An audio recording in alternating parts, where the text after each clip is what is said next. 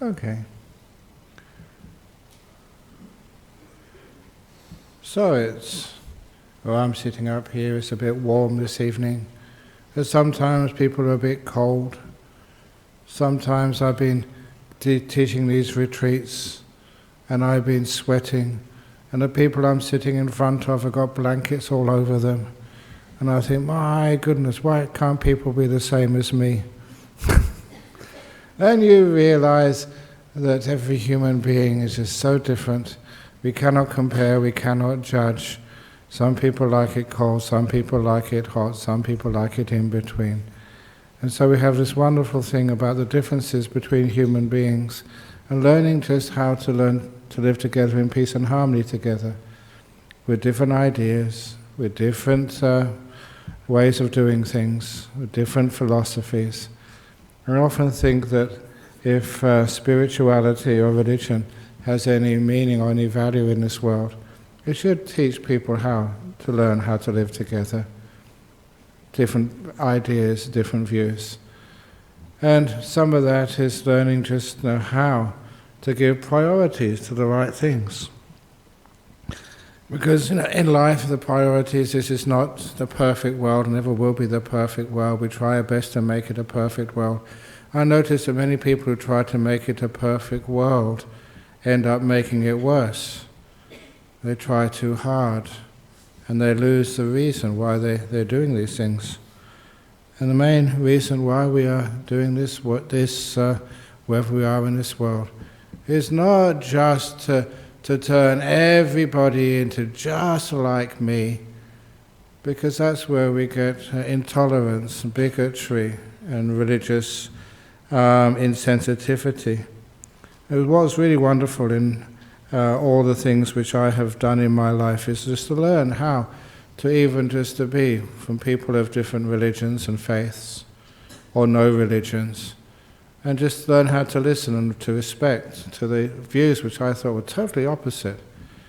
And to learn that these people, that they had tried their very best over many years to understand the meaning of their life, and realizing that instead of trying to reject people because of their views and philosophies or religions, to try and combine people. Because I know that in our societies that we almost encourage competition. That somebody being right, and that means other people are wrong. And I noticed that even when you were in schools, it's the start of school now, and I was taught, if I made a mistake at school, if I saw things different than everybody else, and then I thought that I wasn't the same as everybody else, I felt diminished, I felt not accepted. Being wrong was a personal failure. And all the people who came top got the prizes, and those who came bottom, they were considered to be somehow defective.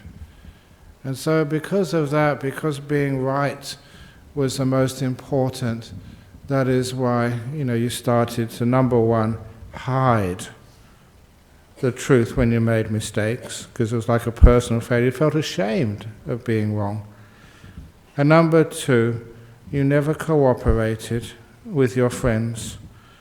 I often thought that was one of the worst things about school system, that when you were having an examination, a test, you weren't allowed to share your knowledge with your friend sitting right next to you.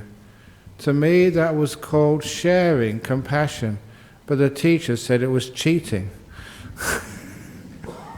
What was the difference? Just my friend, he couldn't understand the problem, so I'd help him. That's kindness, that's compassion. They said, no, that's cheating. They should learn to answer the question themselves. But in reality, in real life, that's what we do. If there's something we don't know, something which somebody knows more of than we do, we ask them and they help us.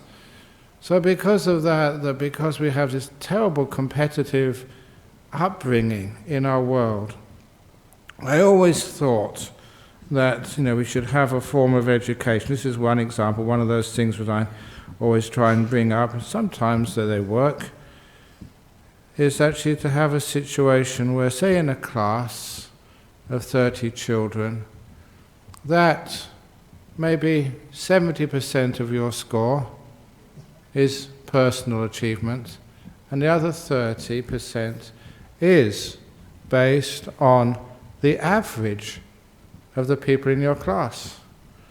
So if the whole class does well, you do well. If the whole class does terribly but you do well, then you get brought down as well. Because in the real world, that's what happens. In a monastery, it's not just me. So on Monday morning I'm going over to Thailand to teach a retreat, so I leave it for the other monks. It's not just even the monks, it's just the nuns over at Dhammasara monastery. It's not just those, it's our committee, it's all the other people who come here. You're the ones who make this Buddha society work. We have to learn how to cooperate and not just always compete. But because in our society we reward competition, that the team which wins, winners are grinners, as they say, and losers are, what does it say with losers? Losers are sore. But sometimes you think about that, well, that means that if any competition is mostly losers. In most examinations, only one person comes top, and all the rest lose out.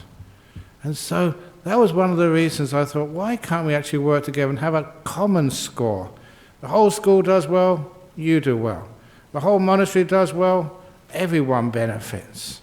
The whole Buddha society is in harmony and doing well, everyone benefits. The president, the bookkeeper, the caretakers, everybody. And this is actually where we realize we have to cooperate to be able to get anywhere in life. The ability to work together. And even in just religions, there was this story I told in one of my first books, and it was the story of the old man and the violin. It was a very brilliant story. I don't know where I heard it from a long time ago, but just how there was an old man who lived in the mountains somewhere, and like many of your parents, grandparents, they work so hard, sacrificing everything for their children. They just go without so the kids can get some good education. And their kids did very well, this old man's kids, and they eventually became business people, lawyers, doctors in the city. And one even did even better than that, became a monk. But the children invited their father to come and visit the city for the first time. And you can imagine what it would be like for someone who's never been in a big modern city before, actually to come to a city. And it was totally different than the life in the village up in the mountains. In the villages, because I spent 9 years in a village just in the northeast of Thailand, and just how it worked. Even though you were a monk, you actually fat into the social structure and the hierarchies of that village. So you were literally one of them. You were part of the village. And so much so that I remember when I did come to Australia for the first time, and after 3 or 4 years went back to visit. Then when I went on alms round in the first morning, I was back, walking on alms round. Some of the villagers, they looked up, a new monk had come. Oh, it was you! And they started crying and weeping because it was part of their village. They'd gone over to Australia, was visiting again. That was actually how emotional they felt. That I was part of the village, part of who they were. And at the same time, I remember just when I did leave, they set me off at the airport. It was in Ubon Airport, northeast of Thailand. And of course, the airport just had a VIP lounge. And because I was a monk, I was allowed to go in the VIP lounge. But along with me traipsed all these villagers in their broken thongs and dirty sarongs, because they were accompanying me. And I wish I had a camera to take the look of all these wealthy businessmen who weren't allowed in the lounge, but these poor villagers were allowed in. And it was just so wonderful to actually be able to do that and let them see. But anyway, the point was that you were part of things, you were one of them. And you'd always notice just how much harmony and peace there was in that village. People would argue sometimes, but they'd have to reconcile because there was no other choice. The harmony and the cooperation was inherent in their upbringing. They would always look after one another. But I'll come back to the village life afterwards, that when they went to this old man went to the city for the first time, that was the story when he heard a terrible, terrible, terrible sound. He said it was the worst sound he'd ever heard in his life. But you know what curiosity is? You always want to find out, even if it's a terrible sound, you want to find out what that was. And he went to a back room of a house where he saw a young boy trying to play a violin. He was just learning for the very first time. And it reminded me that when I just went to visit my brother in England, having now been retired, he decides to go and learn how to play the piano. I wish he hadn't learned, because he was playing and just really causing me a lot of suffering for the time I was visiting him. He couldn't play at all. And he was in his 60s when he started trying to learn. But anyway, I hope he's not listening to the recording of this talk, otherwise I get in trouble. But anyhow, this was such terrible sound. So the poor man from the village, the old man, thinking that's what violins always sound like, decided he never want to hear such a terrible musical instrument ever again. It was like torture. It was like what they would play in hell. He didn't want to sort of, ever, hear such a terrible instrument. But the next day in a different part of the village, some of you can remember this story, he had a very beautiful sound. And he wanted to find out what that was. And so he went into a front room of a house. He saw an old lady, maybe 60, 70 years of age, and she was playing a violin. But she was a maestro, someone who'd practiced all her life and learned the skill of playing a violin.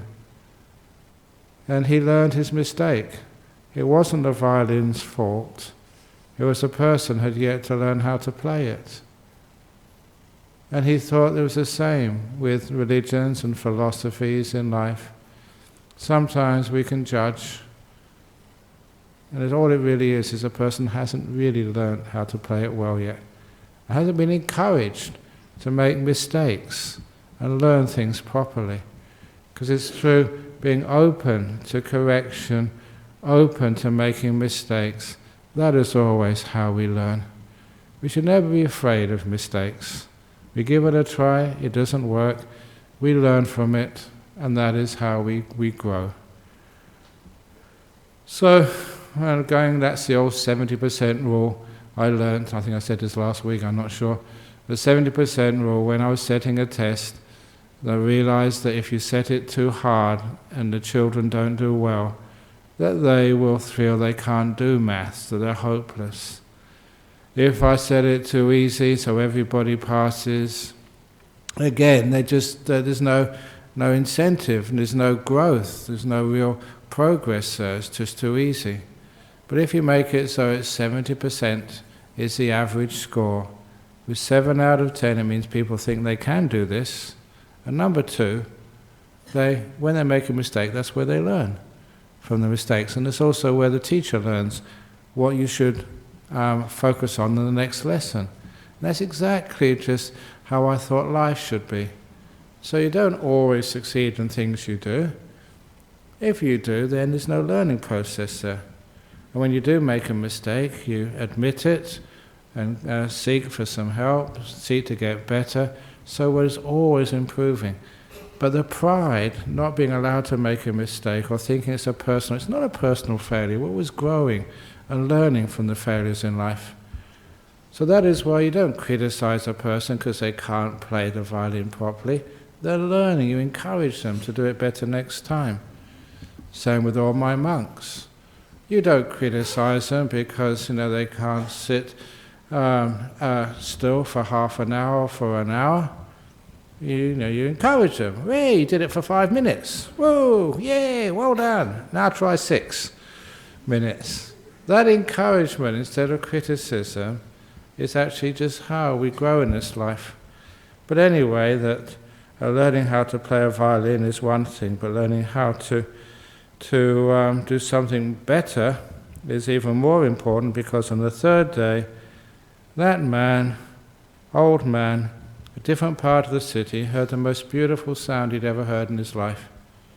And he said it was even more beautiful, more thrilling than the sound of the birds in the early morning in the mountains, or the sound of the mountain breeze just rustling the leaves in the forest. Have you ever been out into nature where it's real and it's not impinged upon by the artificial sounds of cars or motorbikes or radios or people, but just natural sounds are just so pacifying and so beautiful sometimes. People ask me about the nature of music for meditation. I said, yeah, well, you can try music. Classical music maybe, but even better than classical music is the sounds of nature. And you don't need to download them, you just need to go out into the hills, or just open your ears to the sound of the wind in the trees, or just feel the rain as it falls down, if we ever get any. So those natural sounds are just so, something about them, they tend to make us calm and peaceful. But even more than that, he said, the most beautiful sound he heard was the sound of an orchestra. And the reason it was an orchestra was the most beautiful sound he had heard was because every person playing in that orchestra had learned their instrument well.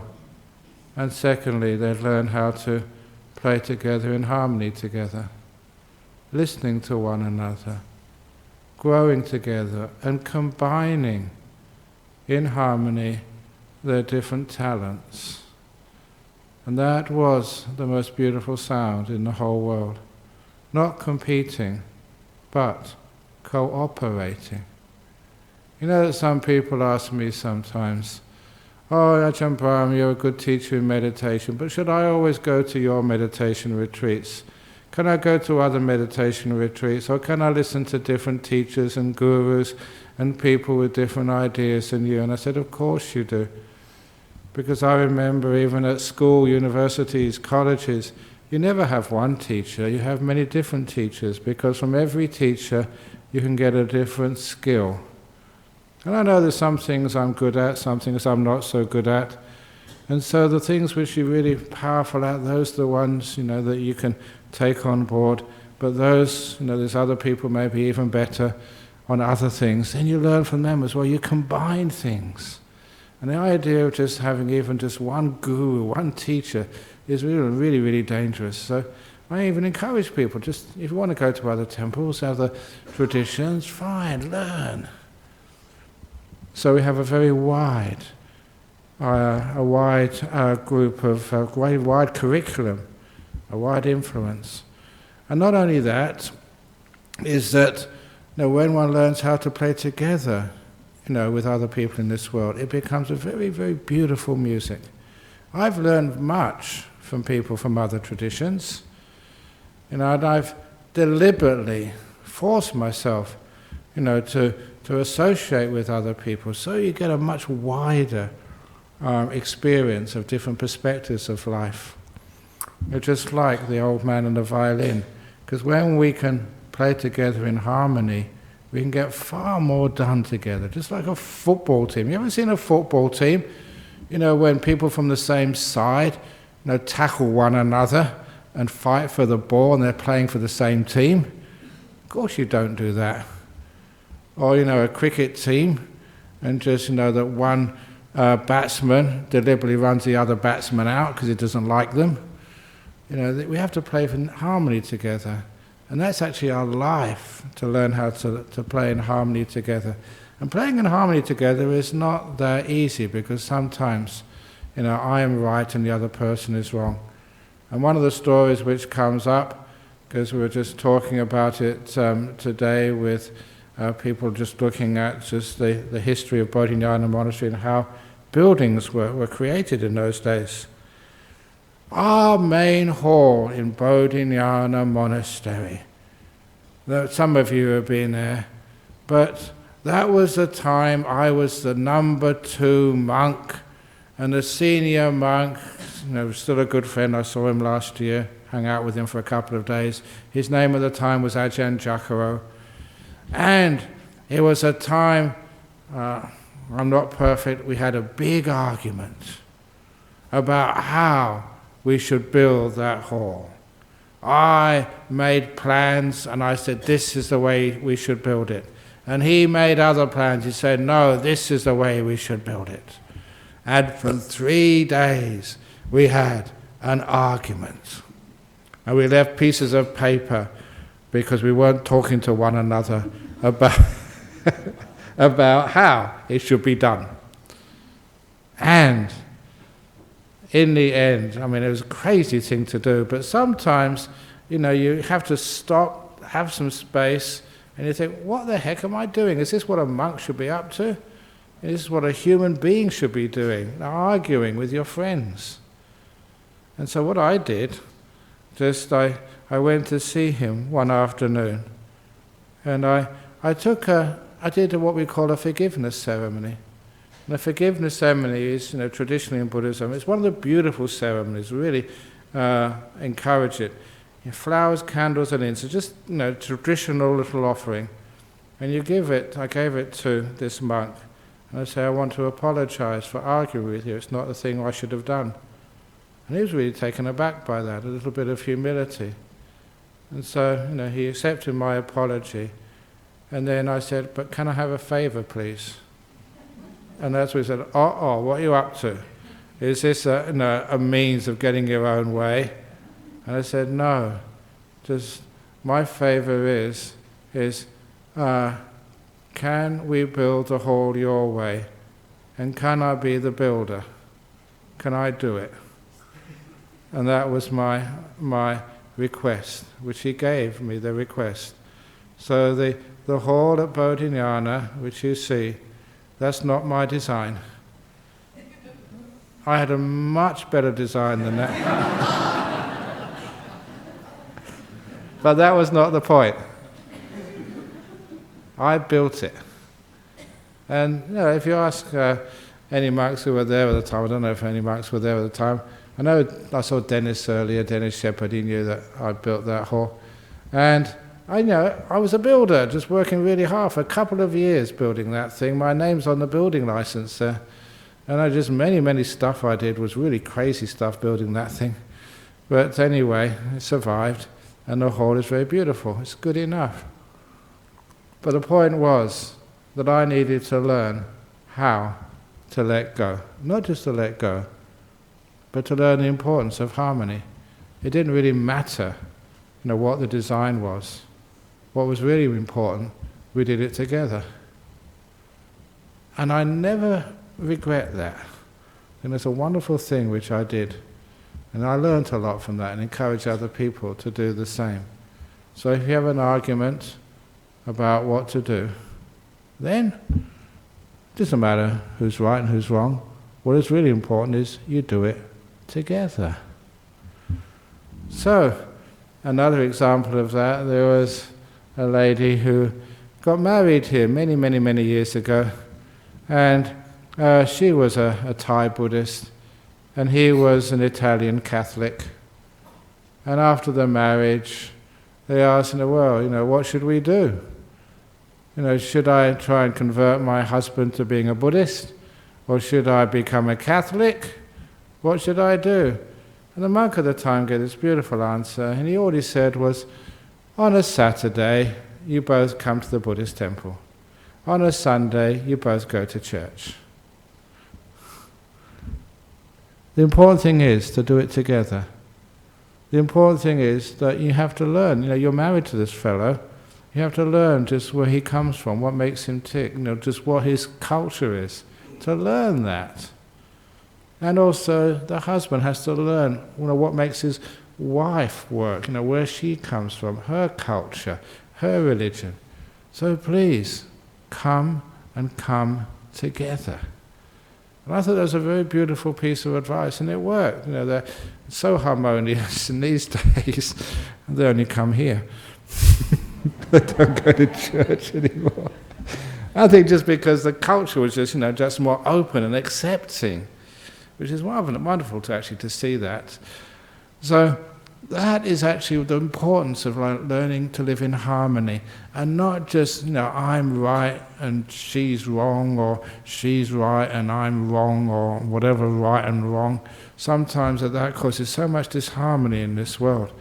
And so when we do associate together and do things together, it's amazing just what we can learn from one another, and how we can create sort of the real spirituality, real meaning which transcends, just philosophies and religions and dogmas and stuff. And of course I can't go past that little story that when we first came to Perth, I think we had a visiting monk came along. And where do you take a visiting monk in Perth? You can't take them to Cottesloe Beach, otherwise they may disrobe. You can't take them to Burswood Casino. That's even worse. Where can you take a monk? He's at the temples, but there wasn't that many temples there. So King's Park, okay. And I remember somebody took me to King's Park when I first came here in the evening time, and saw these young men and women, and shenanigans, canoodling. So this is not the right place for them. I always thought you'd like the view. Yes, but you're not just seeing this landscape, you're seeing all the other things which are going on there in the evening. So anyway, where do you take a monk? So they thought, let's take them to the only other monastery at the time, which was here in Western Australia, to the Benedictine monastery in New Norcia. And they're very, very wonderful that they let us in. I know as soon as they let us in, it was a very hot summer's day, and they took us into this very stuffy room, which was so cool, no air conditioning. It was so cool, and I just wondered, how on earth can it be so cool on a hot day without any aircon? And it was just a tiny window and very thick, I think almost like rammed earth, I think it was, walls. It was just traditional Spanish design. And I thought, wow, this is something which, these monks had taught me how to have really ecologically sensitive buildings, in our Australian climate. Small windows, a bit stuffy, but when you've been travelling, and in those days our car never had an air conditioning, on a hot day all the way from Perth up to New Norcia, a couple of hours, it was just so wonderful to feel that coolness. And that was the first thing I learned from them. And the second thing which I learned from them, because you got very, very friendly, with the abbot, the old abbot Placid. We also, he enjoyed a good sense of humour, and I still remember to this day that when we were invited to St George's Cathedral for it was the ordination of the first female bishop in the Anglican Church, and that was Reverend Kay Goldsworthy. And because it was an Anglican ceremony, they had the convener of the Uniting Church, I forget what his name was, but they had Abbot Placid and myself. We were sitting in the pew reserved for the heretics. the non-Anglicans. And I remember we were sitting there together, and because I knew Abbot Placid, he was just a very similar character to me, and we were cracking jokes together. I remember just telling him, in your monastery, it's so old monastery up in New Norcia, are there any ghosts? And he said, no, he said, in the Catholic religion we don't believe in ghosts. And I said, what about the Holy Ghost? Nah, I got you. So we used to have good fun together, cracking jokes together. And so, but we got very friendly. And so after a little while, that we did many sort of little conferences and stuff together. We were doing a presentation about, it's in the University of WA, a chaplaincy conference. And that was when there was this gentleman who asked a question, and they pointed out to me, this was Father Frank Brennan, who was a very well-known intellectual in Australia. And he was the one who was actually suggested to head the committee to have a human rights constitution, or a human rights addition to the Australian Constitution. This was a very hard-hitting intellectual, but also a spiritual person. So when he put his hand up and asked me this question, he said, what is a Buddhist conception of God? And I realized I was put on the spot by someone. A joke wouldn't get me anywhere. You know, I love light jokes. Like, you know, the latest one. It's a nice segue to put in a joke at this point. This came from, she's probably listening, Venerable Chanda in England. She said about this monk who woke up one morning and he told his fellow monk, he said, I think I'm enlightened. He said, how do you know? Well, when I woke up in this morning, I didn't feel myself. Okay, I thought that was funny. But I blame Venerable Chanda. I don't feel myself. No self. Okay. Anyway, back to the conference with Abbot Placid. And that was the point when he said, what's your concept, what's the Buddhist idea of God? Now I could have said, well, Buddhists don't have an idea of a creator God, and we reject that idea, we don't believe in a God. And at that, what that would have done would have actually stopped the conversation, instead of actually taking it to another level. And the other level is make us and them, and just who's right and who's wrong, and again, having no possibility of actually coming together on a deeper level. So that's when I sort of said that because I've been hanging out with this Father Abbot Placid for such a long time, and he'd often had discussions, we're open, we just trusted one another. And he said that one of his core beliefs was that everyone was searching for God. That's what he said. Now, my first response was, oh, that's stupid, I'm not searching for God, I gave up on that idea a long time ago. But then I said, no, I'm going to respect what you say, even though that at first I could disagree with it, but that's not the point. I'm going to look at your point of view, and just, it's like getting your shoes, or your sandals, because monks don't wear shoes, they wear sandals. Getting your sandals, and then just feel what you feel, and then take it from there. So I said, okay, my friend, Abbot Placid, and I respect him, he keeps on saying that. So if everybody's searching for God, what do Buddhists search for? What do you search for? What do you want in your life? We search for, number one is respect.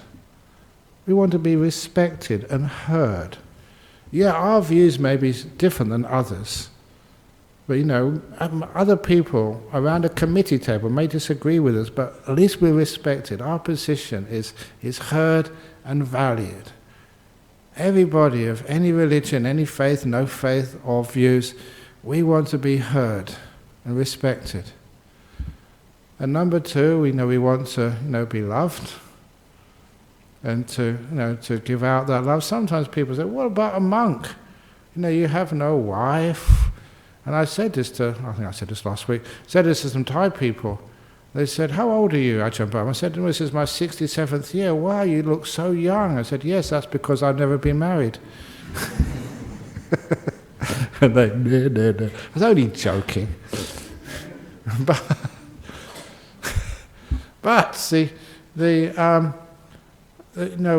still as a monk, you have this beautiful opportunity, to show love to others, to all beings.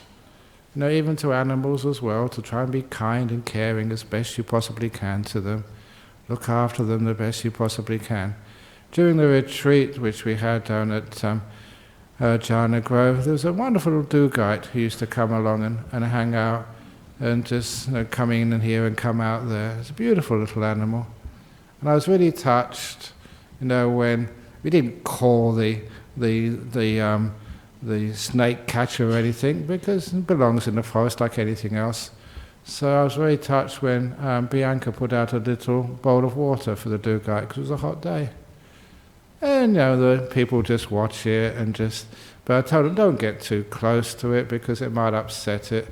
And don't always take photographs of it, without permission, because even me, sometimes you should ask for permission to take photographs. I get fed up with being photographed too much. Imagine a poor little Dugai might be a bit afraid, maybe not looking his best today or her best today. So please.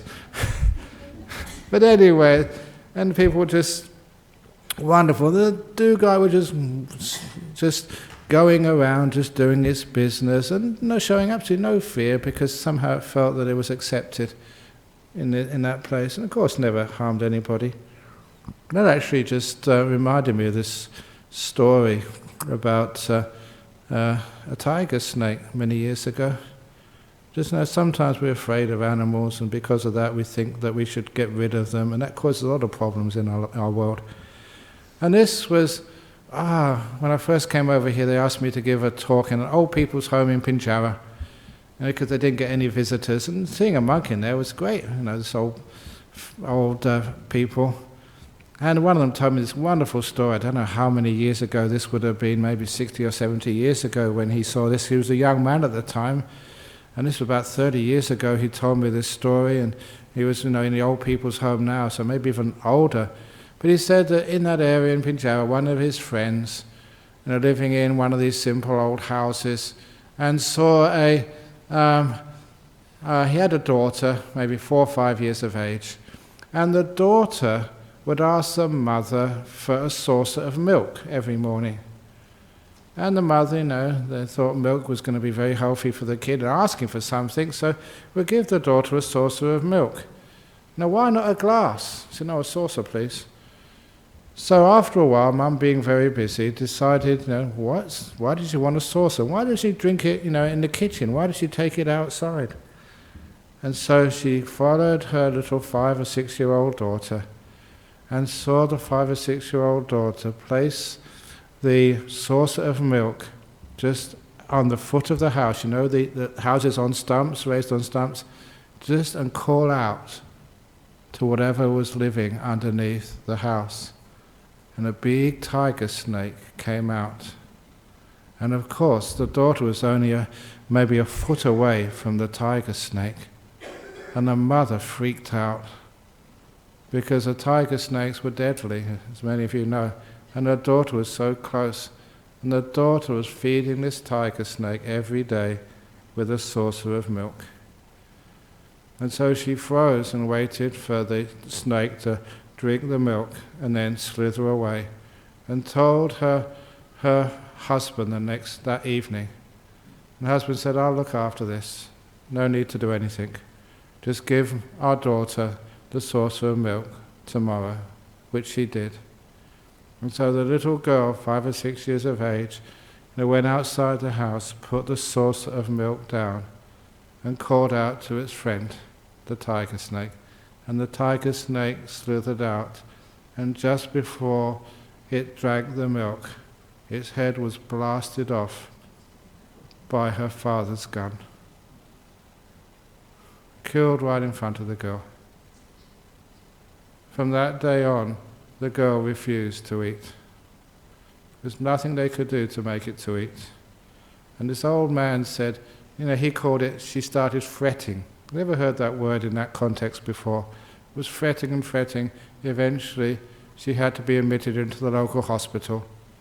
But even the local hospital couldn't help her. And she died in the hospital. Just so much sadness, so much trauma of seeing this snake killed right in front of her.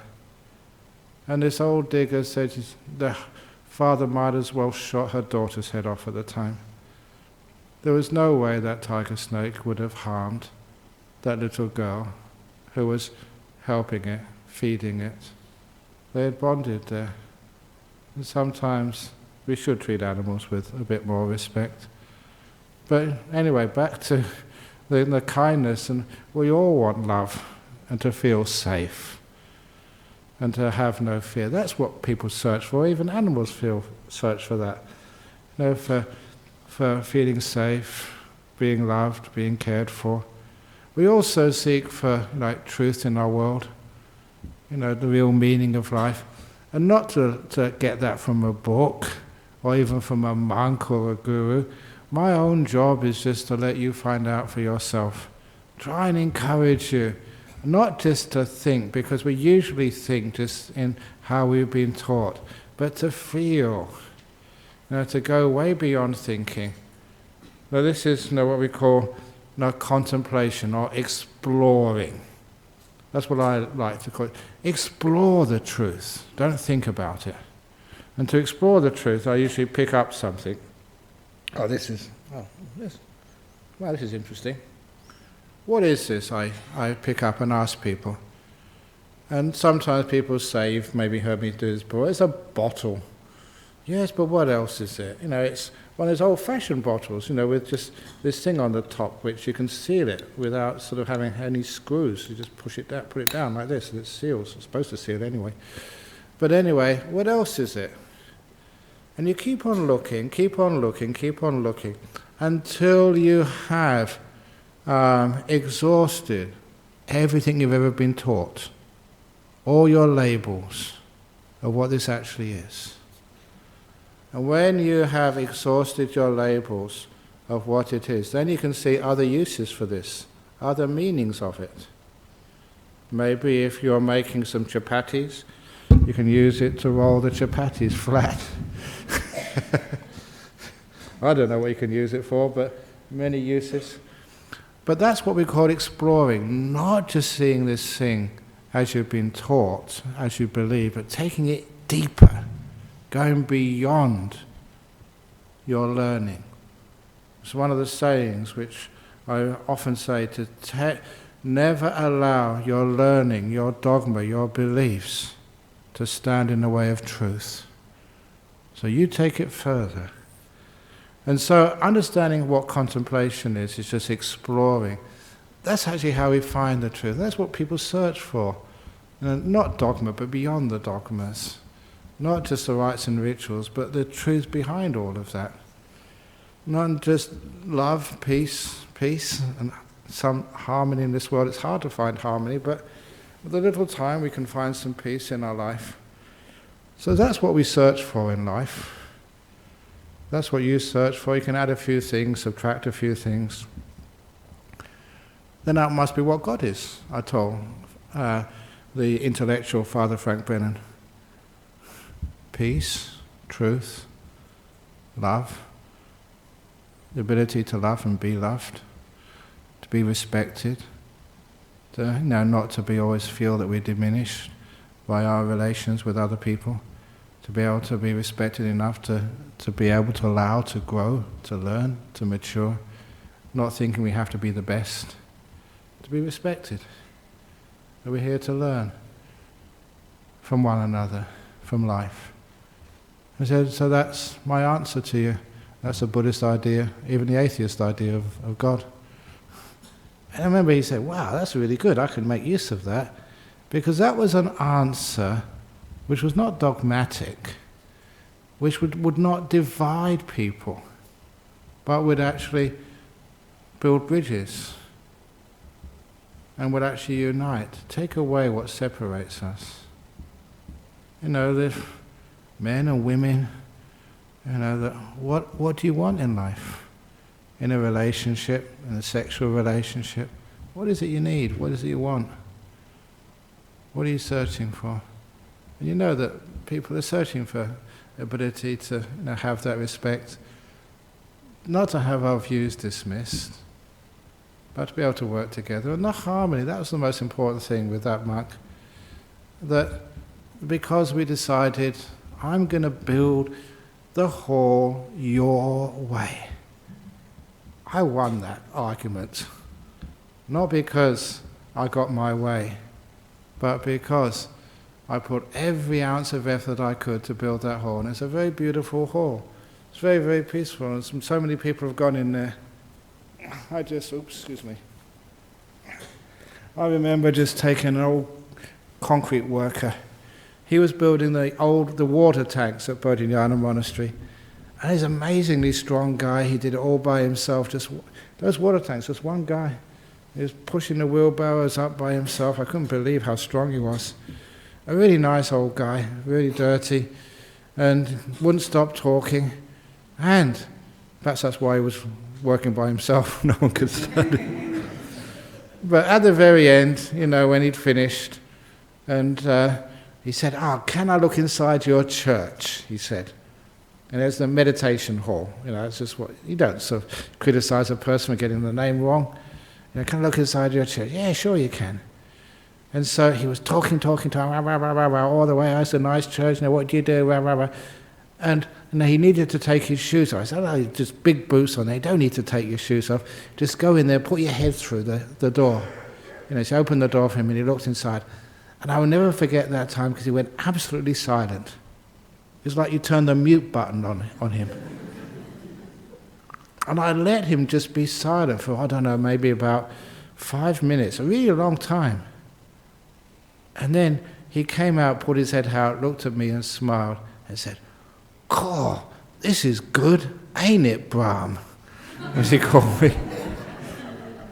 And it was his way, a very beautiful way of expressing just how much peace that hall had. Maybe because that's the way it was built. It was built as an expression of harmony, of not getting your own way, but realizing harmony, peace, respect for one another was a wonderful gesture out of which that hall grew. Many people go there, have beautiful meditations there, even better than other places. And I know that's good energy, that place. Even that Feng Shui master who went to visit when I was not in Bodhinyana Monastery, and the person who brought him there came to tell me afterwards, the Feng Shui master was blown away by just how powerful that hall was, especially the front of it. How amazingly peaceful that was. Well, why? Is it just because of all the people who have meditated there over the years? Or is it because of something else? Some of the harmony, working together, which was where that hall came from. We don't have one big donor who does everything for us. So many different people, small people, helping out here, helping out there. That's how that hall was built. That's how this Buddhist temple in Nonamara is built. Not one person, hundreds, lots of people, all contributing whatever they can. Different maestros in the orchestra.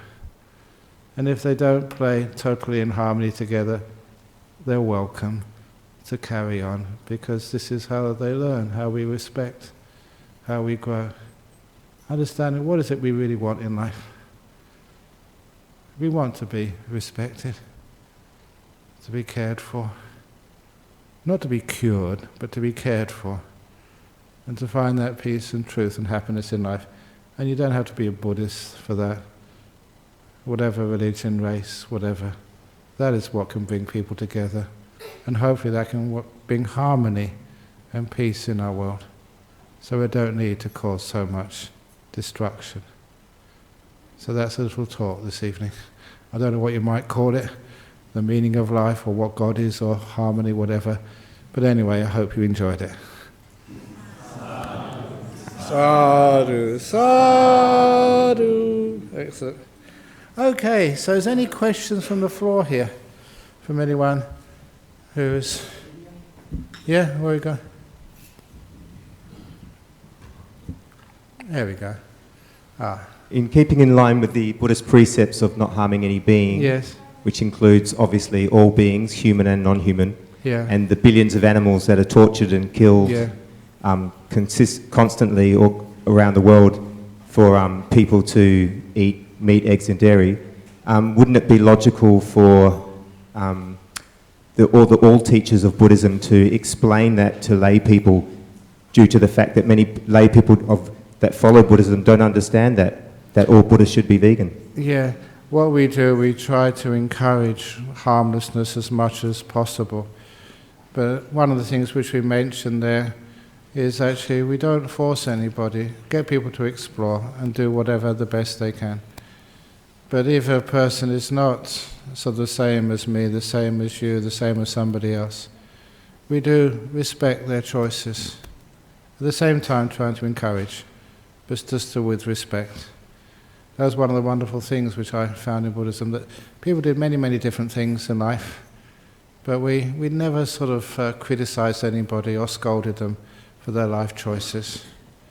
But we learned just to encourage and to find out in your own heart how far you can go.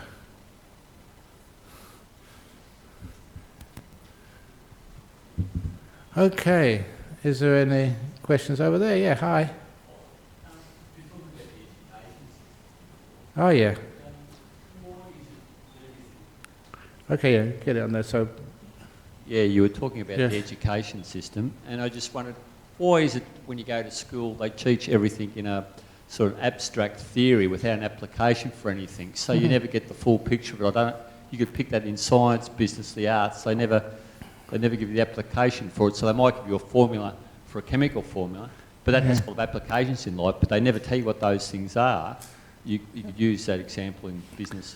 Or oh yeah, you understand what I'm saying? I understand what you're saying, because I remember once reading Richard Branson's biography, and he was dyslexic, especially mathematically dyslexic. He just didn't get it. 1 + 1 = 2. What the heck does that mean? But if it was 1 million + 1 million = 2 million pounds, he understood that straight away. And that's one of his things that. Of course, that's the education system in the old days, and things are changing. And so it's much more like interactive and meaningful and just getting out there and doing stuff. Oh, that's even I saw on the newspaper, I think ABC News site, some place or somewhere in Australia, that and again a snake came into the classroom, a python. And they said the kids learnt more about biology and that sort of day than all the lessons put together when they saw a real python. It was benign, it was not dangerous for the kids, but they learnt that. I'll say one other thing, that when I was over teaching at Carnot Prison Farm, I could say this now, I was a bit careful some time ago, because sometimes people get into trouble for these things, but I really praise one of the local schools close by to Carnot Prison Farm, because there's a primary school and they wanted to try and help the kids avoid the danger of drugs. Even in sort of primary schools, sort of 10, 11-year-olds, were having access to really dangerous drugs.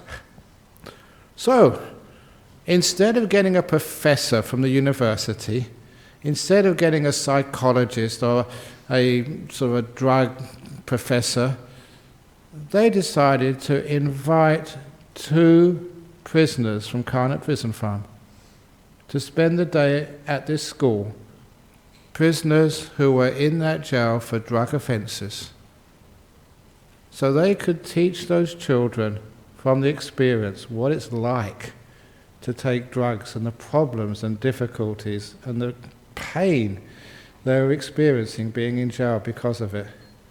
And I know that because when I went to teach at that prison farm one evening, this one fellow, his name was Nick, he pulled me aside, he said, "Hey, come and look at this." Because after spending a day at school, teaching grade 5s and 6, I think it was, and as you do at school, the next day in art class, they get, let's write some letters, some cards to thank Nick and the other fellow, whose name I forget, for coming to help us and teach us. And they had these cards on the wall there. "Nick, thank you for coming. I will never take drugs now. It's not cool. Nick, please, can you get released soon? Come and see us again. Nick, we love you. Caroline, 6 years of age, or 8 years of age or something." And I remember this Nick, because this Nick was weeping. There's flows of water down his cheek. as he saw that he'd actually done something good. His experience, why he did that, I don't know, but he was doing something to help others. And I'm pretty sure that that was far more of an education for those children, to get someone been there and really been in the deep poo because of it, and could really sort of tell that to the kids. And it's also good for Nick as well, to do a little bit to actually to pay back the terrible stuff he'd done to others. That is, to me, is what education is. It's much more real, not the theory, but the real stuff. Don't know if that's what you mean, but that's one experience that was just a beautiful. I know I saw Nick many years later. I was at Perth Airport waiting for a monk to come, and someone touched my shoulder, and I turned around, and it was Nick. And the first thing he said to me, he said, "I'm still meditating, Brahm, still meditating." Many years later. It was a very nice suit, so he's obviously been doing something good in his life. So, good on him. It was a nice way of, amending, atoning for some of the terrible things he'd done, by telling other people what it was like, kids especially. It makes it real. It's not theory anymore. So I don't know if that's what you mean, but it's pretty true. But it's also learning how to sort of work together with others. In real life, we have to learn how to work together. So, not just personal scores, not competing, but cooperating. Okay, there's probably some questions on the little tablet. Here we go. So we have here. From Brazil, Singapore, and Australia. How can we learn to stop looking at the mistakes of others and learn to live in harmony? It's, because, the mistakes you see in others, a lot of time they exist inside yourself as well. And so, to live in harmony, if you really want to, you have that it's an exercise, get a piece of paper, line down the middle, put their name sort of on the top, all their mistakes they do, and then all the wonderful things they do as well. Because I remember doing this with a prisoner somewhere, I forget where now. And, all the mistakes, all the terrible things about their life, and they filled the left-hand side so easily. I said, all the good things you've done. I can't, there's none. No good things at all. That's on the right-hand side. You must have done something good. Nothing. I said, well, I've seen this, the prison cat.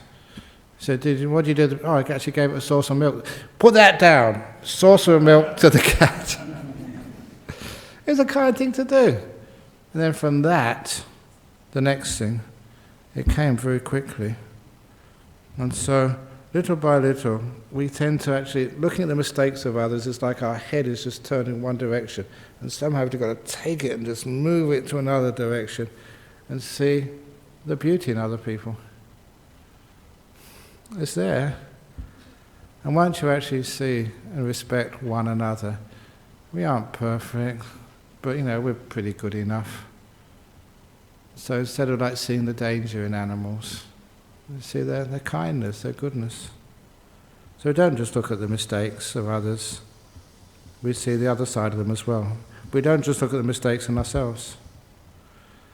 How do you work with colleagues who do not appreciate you? Is you appreciate them. So it starts with you. This is from Singapore, because I was in Singapore at a business conference in November, I think. And one of the people there, he was the managing director of the Changi Airport Group. And he said so many people complain that their work experience is not a happy one. And so he was saying, well, how many of you go to work in the morning resolving to make someone happy? How many of you do that? And I was the only one who put my hand up. And I was sincere. It's my job.